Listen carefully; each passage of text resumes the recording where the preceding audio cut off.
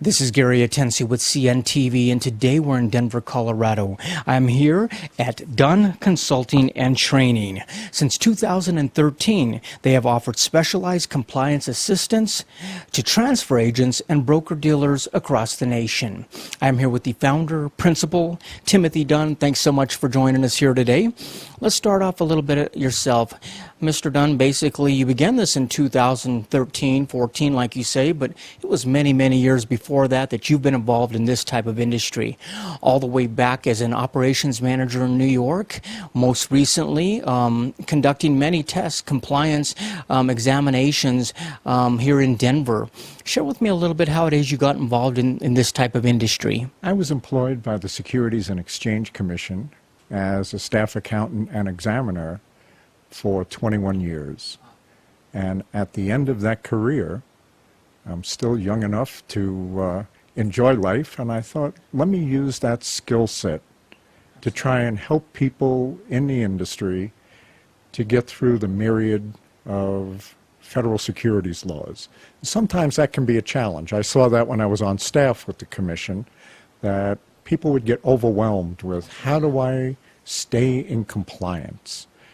And if they don't stay in compliance, unfortunately, that could get them into not only trouble with the rules, but it could cost them money. Absolutely. I mean, let me ask you this. You've been around the industry for many years. Has the financial service industry always been very heavy regulated? Is this an environment where this is kind of the norm? It has been very regulated. If we could predate the Securities and Exchange Commission, which was established on June the 6th, 1934, some of the earlier securities laws were established by the state of Kansas in the 1880s, oil and gas and railroad bonds. So you had securities regulation around for quite a long time. And then after the crash of the stock market in 1929, people really began to say, you know, on a nationwide basis, we need to establish these rules that give a framework that we want people to play by. And the commission has always taken the approach that they have two very important things to do: protect the investing public and to ensure the health of our capital markets. And within that framework, that's where the regulation rules come into play. Interesting. Anytime there are regulations, obviously there's going to be basically compliance examinations that take place. This is something that you firsthand have dealt with in the past. Is this really how you're able to help people if something like this should come about? Yes, I am. Because of my experience, and also I provide expert witness services to people who have civil disputes in between firms, and someone with my expertise would be called on to opine about, here are the rules, here's when they were promulgated, here's what they mean. I mean, they basically say that an ounce of prevention is worth a pound of regret. Is it important for people to get set up properly on the front end so that maybe issues don't happen later on that can be costly, not only in time but in resources? Precisely, and that's one of the services I offer, is for those businesses that are looking to establish themselves and stay in compliance with the rules. I advocate bring somebody, I would hope me, but bring somebody like me in the early innings to help you set up your framework so you could stay in compliance. Speaking of setting up, as far as a transfer agency, I mean, there are different sizes and models, be it a sole proprietor, a bank registered, third party, large firms. Are you able to help pretty much any size in between? Yes, I am. Inspected, examined firms of all different sizes, from the largest transfer agent in the world, although they have an American presence, are an Australian firm. yet they have a very strong American presence. And I've worked with them and a small sole proprietorship who are dealing with the penny stock firms. Regardless of the size, they're all dealing with this type of regulation as well, so it runs across the board. Share with me what would take place at a compliance review, something that you actually go in and take a look at and see what people are doing. Specifically, I'd want to see, are they handling the money properly? Are they handling the customer accounts properly? Are they investing the clients according to how the clients have disclosed for their suitability? A lot of the broker-dealer firms, especially your smaller branch offices, you have salespeople who are very good at selling something, but not good at paying attention to the suitability component.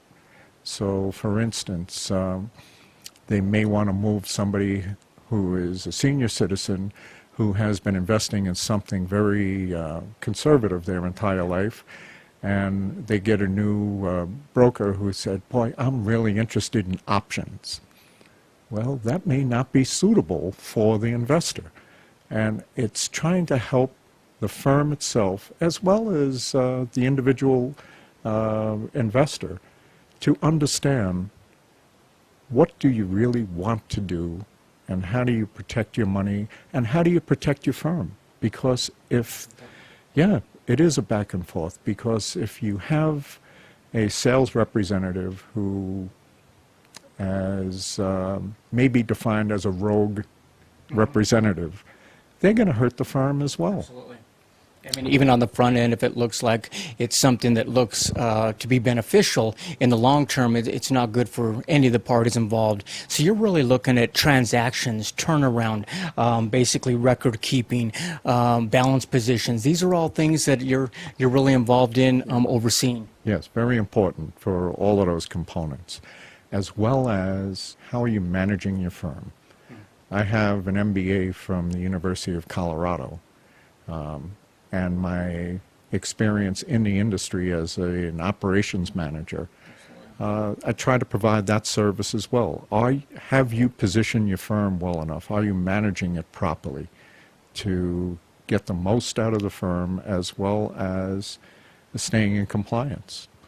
When a firm is actually met face-to-face with that of an audit or possibly an inspection examination, are you able to get them ready for that? I mean, even go through maybe mock audits and that type of thing? Yes, and that is a definite service I provide. Unfortunately, I like people to reach out to me before they get notice. Absolutely. Because usually if they get notice that they're going to be inspected by any one of the regulators, either the federal regulators or the regulators at FINRA, they'll get notice and they'll say, oh, you know, the regulators are going to come in 2 weeks. Yes, so you're really scrambling to help them out, and as you well know, when you're under stress, you begin to make mistakes and you overlook things. So engage me earlier in the process. I can help you out in a very measured way. So one of the benefits there is time. Yes. Basically, instead of crunching within a 2-week window, you're basically able to help them on the forefront. So if that does happen, that 2 weeks is not as stressful as well. What about in the situation where a firm actually has to go to trial or something like this?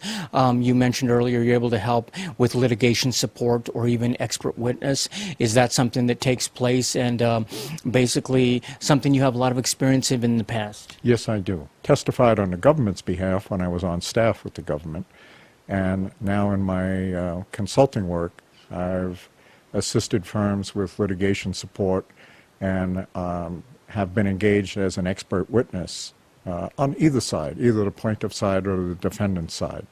So it's let's take a look at what the situation is, and let me help you out with that. How do broker-dealers differ from that of transfer agents? What is the difference there? The broker-dealer has a relationship with the individual customer.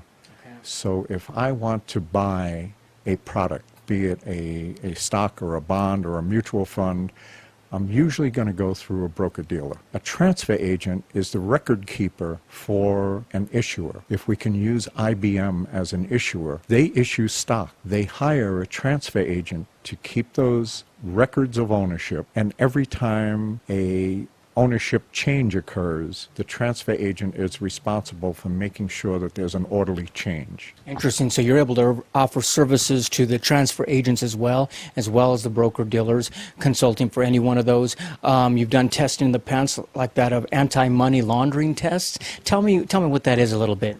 Emanated from the actually the late 1990s, and there was a concern illicit money was being funneled through different systems, different monetary systems in our country, specifically a concern about the brokerage industry. And do we have criminal elements trying to establish what seemingly is a legitimate account and putting money through? There's reporting requirements that the Treasury Department has. Sometimes you see that $10,000 has to be reported if you deposit that kind of money. When you see serials of, if I was putting in $9,999 every day, that's a concern, that's a pattern. So it's making sure that the money that's flowing through the system is legitimate money and trying to stop the questionable and illegitimate funds going through the system. What about agencies out there, firms out there that have branches, offices that not only annual or periodically schedule inspections? Can you help get them ready as well? Oh, yes. And branch audits are very important because it complements what may go on from the home office. Ideally, the home office should be conducting inspections of the branch offices periodically. Time is of the essence, as we well know, and they may not get around to that. I've been hired by a few clients to conduct those branch audit inspections just to give an overview. How are we doing?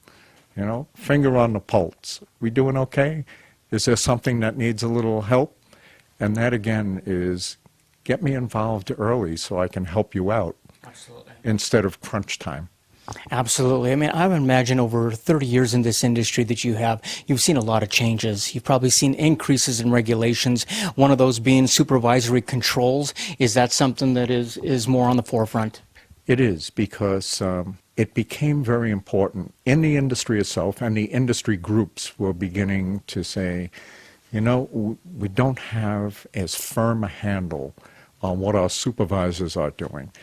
And sometimes these, especially in your producing branch offices where you have producing managers, they're more focused on their clients that they're selling for instead of the managerial part of their business.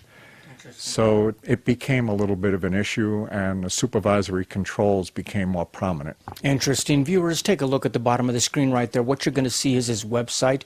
On the website, first of all, take a little bit history of the firm that he began here. We're talking about many, many years of resources and experience he brings to the table. That he, like he said, he enjoys helping small companies out there get started, mid-sized companies getting started on the right foot, or also making sure that those that are existing are in compliance as well. Obviously, this to you is almost a form of educating, really. I mean, you're educating people on what is possible out there. You yourself, you've been a guest lecturer, a speaker. You now are able to offer in-house training for some of these companies. Is that important to you to really educate folks? It is. Even when I was on staff with the SEC, yes, our primary focus was regulation, but at the same time, it was very important to make sure that the people understood the rules and to help them understand some of these rules can be arcane, some of them can be confusing. And when you're engaged with a firm that you get a feeling after a brief interview of whether you're in a firm with problems or you're in a firm that is a little overwhelmed by the rules. And for those people who may be overwhelmed, to help them understand the rules better. And when you see the light go on that they understand, it's rewarding. It has to be rewarding. I mean, not only that, but like you say, at the root of the rules is basically a system that has helped to protect both parties. It really is a win-win situation. Yes, it is. And I reiterate, protecting the investing public and ensuring the health of our capital markets. We are a capitalist society, and to have a healthy capital markets is very important for us as an economy and as a country. Absolutely. Last time viewers take a look at the bottom of the screen, that is Dunn Consulting and Training. Since 2013, this professional firm has been able to help small companies, agencies, transfer agents, brokers, dealers, pretty much across the nation. This is Gary Atensi with CNTV. And if you don't know, now you know.